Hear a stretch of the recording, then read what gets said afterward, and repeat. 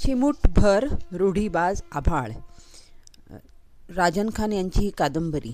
या कादंबरीतला एक प्रसंग आपणासमोर मी सादर करते. मग अण्णांनी त्वरेने त्याचे घर गाठले. इथे हे अण्णा म्हणजे मुलीचे वडील. तो नेहमीप्रमाणे घरी नव्हताच. म्हणजे हा प्रियकर, तो म्हणजे प्रियकर. त्याचे वडील भेटले. अण्णांनी त्यांच्यापुढे हात जोडले. म्हणाले, तुमच्या मुलामुळे आम्ही संकटाच्या खाईत सापडलो आहोत. आमची सगळी अब्रू चव्हाट्यावर मांडली गेली आहे. तुम्ही त्याला समजावून सांगावे. आमच्या मुलीचा नाद सोडायला लावावा अशी नम्र विनंती आहे.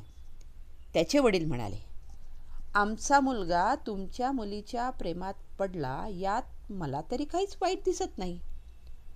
पण मी बघेल काय करता येते ते. अण्णा म्हणाले, तुम्ही थोर माणसे, आम्ही सामान्य. त्याच्या अशा वागण्याने आपल्या दोन्ही घरांची प्रतिष्ठा धुळीला मिळते आहे.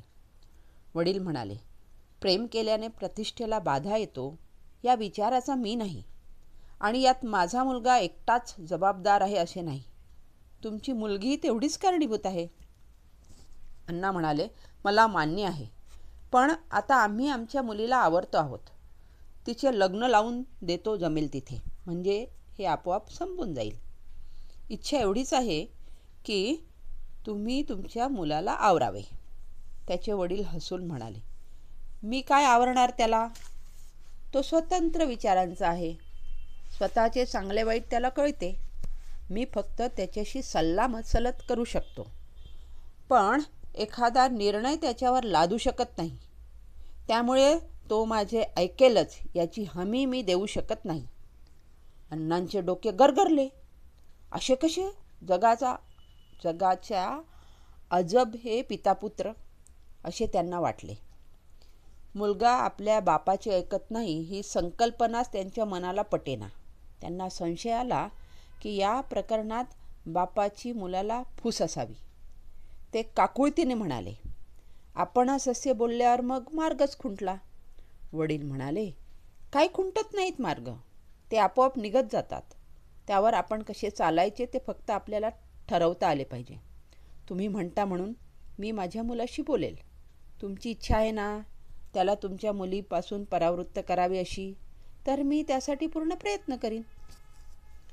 या पितापुत्रांच्या संबंधात काहीतरी गोडबंगाल असावे असा समज करून घेऊनच अण्णा दुश्चिंत असे तिथून परतले.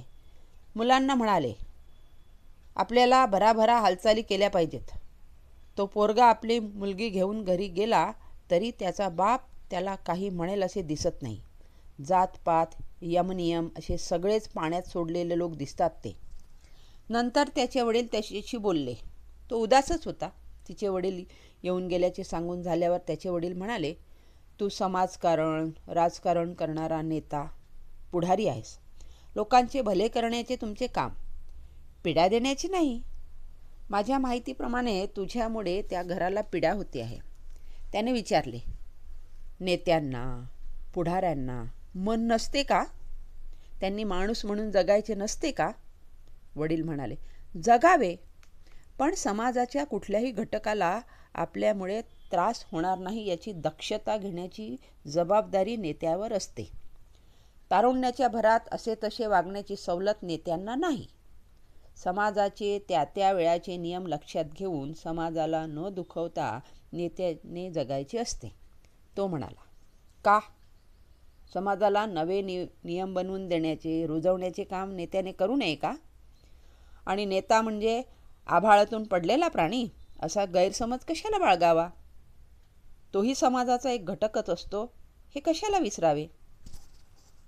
वडील म्हणाले, असेल, पण त्याचे सार्वजनिक वर्तन हे नेहमी इतरांना आदर्श वाटेल असेच असायला हवे.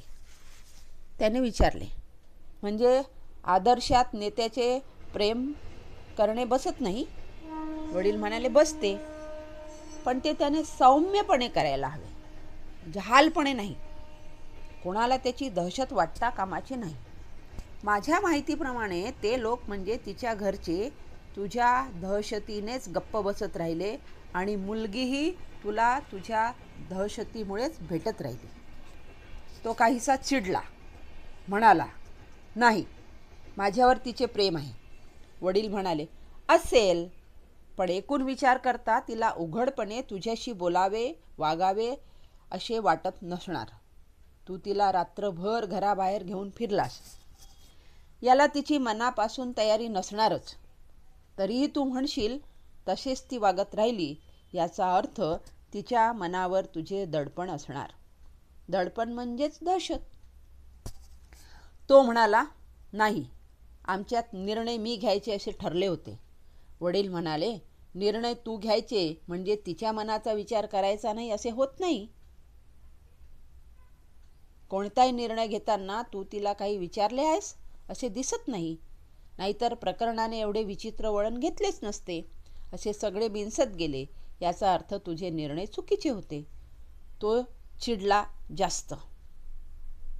म्हणाला, काही बिनसले नाही अजून. प्रेमात हे थोडेफार असे चालतेच. आता मी तिच्या निर्णयाची वाट पाहतो आहे. ती म्हणाली आपण लग्न करू तर माझी ती तयारी आहे. खरे तर मला लग्नाशिवाय आयुष्यभर एकत्र राहायची इच्छा आहे. पण सहजीवनाबाबत मी तिच्या म्हणण्याबाहेर जाणार नाही. वडील म्हणाले, हां, हे ठीक आहे. पण समज उद्या तिने तुलाच नकार दिला तर? तो म्हणाला, ती तसे करणार नाही. पण समजा तशी ती वागलीच तर तिचा तोही निर्णय मान्य करेन मी, कारण मी तिच्यावर प्रेम करतो. मला स्वीकारण्याचा जसा अधिकार आहे तिला तसाच नाकारण्याचा आहे, हे मला मान्य आहे. वडील म्हणाले, हेही ठीक आहे. मग मला वाटते तू तिला भेटून आता या प्रकरणाची तड लावावी, तिच्याशी चर्चा करावी. कारण हे प्रकरण लोंबकळत ठेवण्यात अर्थ नाही. तिच्या घरचे लोक तिचे दुसरीकडे लग्न लावून देण्याच्या विचारात आहेत. त्यांना तू नको आहेस. जात